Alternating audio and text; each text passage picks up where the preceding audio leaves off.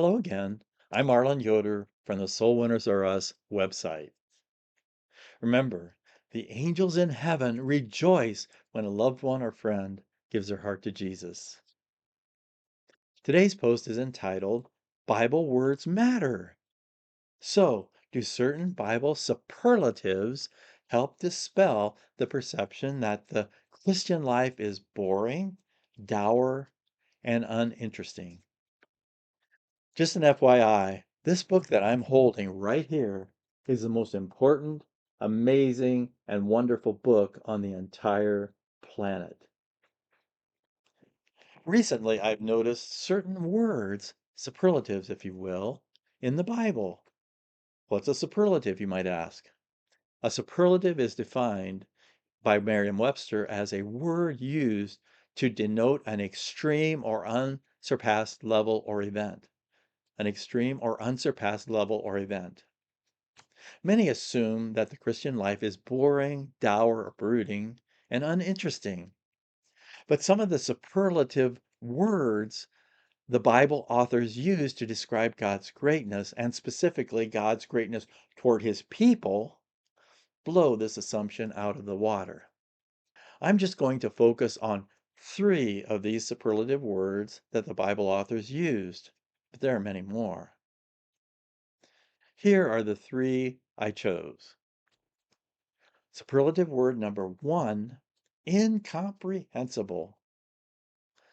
Superlative word number 2, inexpressible.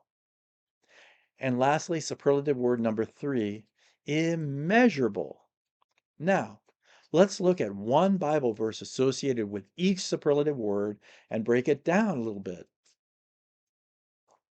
Superlative word number 1, incomprehensible. The verse I found was Jeremiah 33:3. Here it is. Call to me, and I will answer you, and tell you great and incomprehensible things you do not know. I will tell you great, if you call on me, I will answer you and tell you great and incomprehensible things you do not know.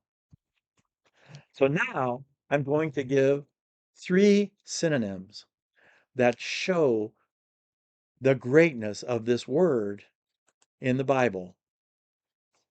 Merriam-Webster synonym number 1 is mysterious. Merriam-Webster synonym number 2 for incomprehensible is unintelligible. And Merriam-Webster synonym number 3 for incomprehensible is unfathomable. So the conclusion that I draw is that Christian life is or should be very far from boring.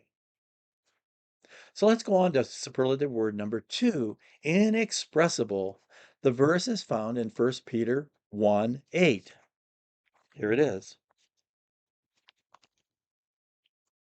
I'm also going to read verse 9.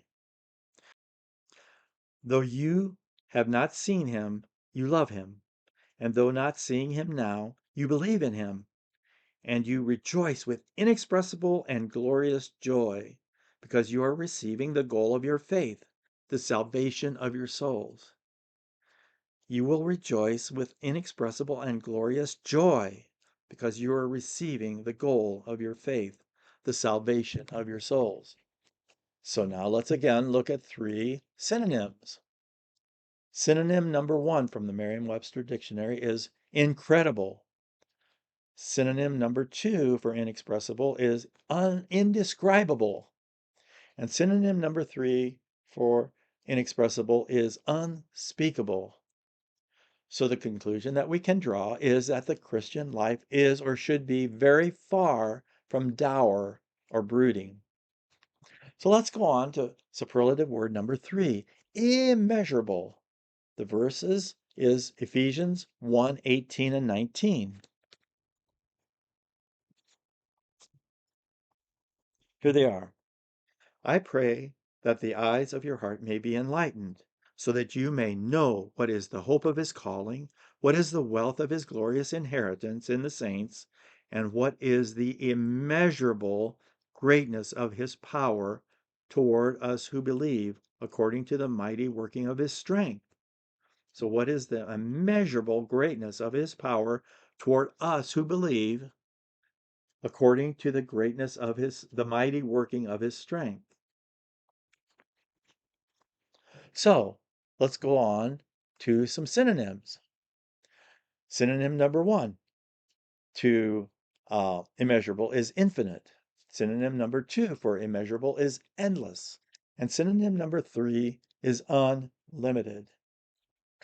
So the conclusion that we can draw is the Christian life is or should be very far from uninteresting. The final conclusion from these three Bible superlatives written by the Bible authors is the following. Living for and with Christ and his Holy Spirit is so wonderfully good that it can't be adequately described. And I pray that each of us realizes it deep within our souls. If we do so, it will make a big difference in how we live our lives. See you next time.